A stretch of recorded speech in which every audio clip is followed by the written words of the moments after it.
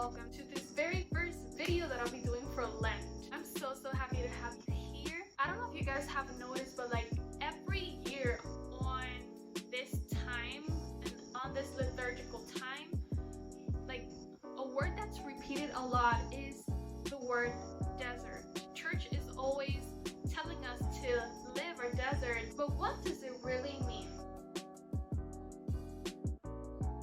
Moses was on Mount Sinai for 40 days on 2 separate occasions. We can find that in the book of Exodus. He lived 40 years in Egypt and 40 years during the desert before God selected him to lead his people out of slavery. Prophet Jonah powerfully warned ancient Nineveh for 40 days that its destruction would come. Elijah went 40 days without food or water at Mount Horeb. Jesus spent 40 days and nights at the desert before his ministry began. And as you guys know, or may not know, he was tempted 3 times by the devil himself. He appeared to his disciples 40 days after his resurrection. He also prophesied days before his crucifixion about the total destruction of Jerusalem. We can find that on the Gospel of Matthew and Mark. It says that 40 years after his crucifixion, the mighty Roman Empire destroyed the city of Jerusalem and burned its beloved temple to the ground. And you might be wondering, why does God let all of this happen? It's because through these deserts is how God will manifest his power into your life. It's through sacrifice that you can tell your testimony, but it is up to you if you want to grow from it or stay in your comfort zone without actually growing. That is the point of doing all these sacrifices. Remember that it's not to glorify yourselves, demonstrating that you're strong with your own powers like the Pharisees used to think. Instead, offer what you're giving up and what you'll be doing to the Lord. Today's lectures talk about starting now instead of waiting. And I know it sounds like, oh yeah, I already know that. But if you don't start now, you're not going to want to start tomorrow either. This is a time of conversion, penitence, because we are going to be remembering, we're going to be preparing for what's actually coming, for what we're commemorating, which is the passion, death, and resurrection of Jesus. And these sacrifices help us to get closer to God and realize that we are nothing without him. This is a time to learn how to forgive, because the psalm said like that God has so much mercy, so it's kind of like indirectly telling God to forgive our sins. And of course, the gospel of today tells us 3 ways that we can live, which are prayer, fasting, and this.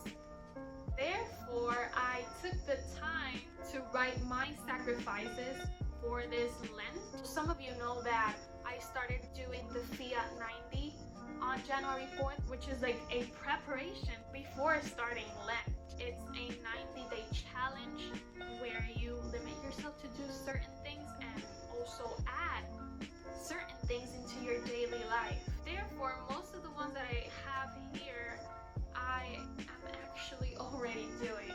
So now on to the sacrifices.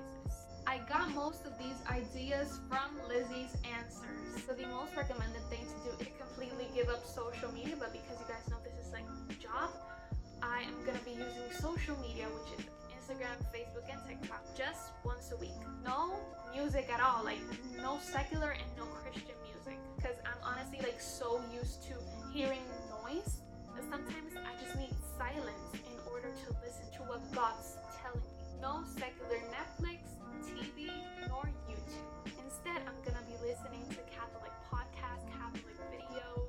I'm also gonna be watching The Chosen. I downloaded the app and I'm honestly like, I already started like watching part of it today and I love it. It's super cool. Gonna be doing the Holy Hour, which is usually at 3 p.m. I will do the Chaplet of the Divine Mercy. I also started doing, about 3 days ago, the consecration of Saint Joseph. No Shein, normal shopping, cold and short showers. I actually thought it was gonna be impossible, but I got used to it. This one's so hard for me, but the heroic minute, which is to not press the snooze button and instead tell God to give you strength in order to wake up right when the alarm sounds. I struggle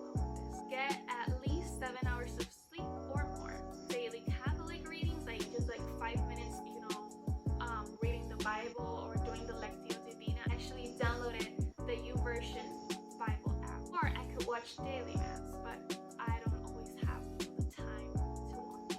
No makeup, no caffeine, no sweets nor desserts, no alcohol. Okay guys, I don't drink, but sometimes I do like to try.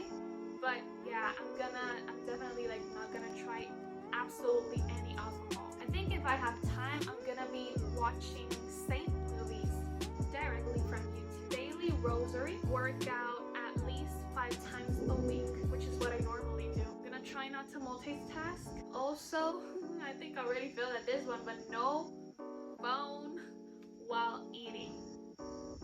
So about a month ago, I actually downloaded the Laudate app, which is a Catholic app for prayers.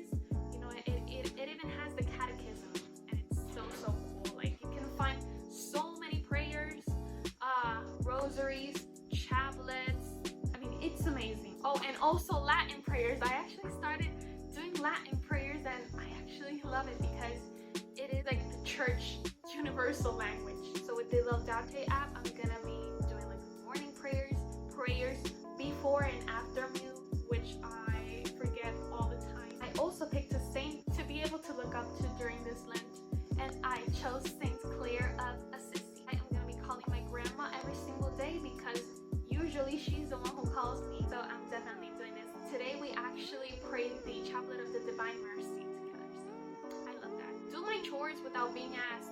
This one is also super hard for me. I'm gonna try to cook food for someone. I don't know. I still have to pray for this one because I don't know, but like I got this idea today. And finally, I have to admit that this is hard, but no gossiping. It's hard, but I just want to let you know that you are not alone in this. Like, we're all walking in this desert together. I really hope you guys enjoyed this video. If you did, make sure to give it a like, subscribe if you haven't, and click on the bell so that you don't miss any of my videos. I make sure to post new videos every week. Don't forget to follow me on my social media. I'm gonna be posting once a week. The only apps I'm gonna be using are definitely gonna be YouTube, of course, because you know I need to hear the Catholic podcast, Laudate app, YouVersion, and the Chosen app. Share this video if you think someone else would be interested in it. If you want to know like which videos I'm gonna be watching, I recommend you to click on one of my previous videos where I talk about my favorite Catholic YouTubers. I'm also watching the Congreso Restaurame by Padre Miguel Guerra. Truly loving this experience. So yeah, I'll be seeing you next time.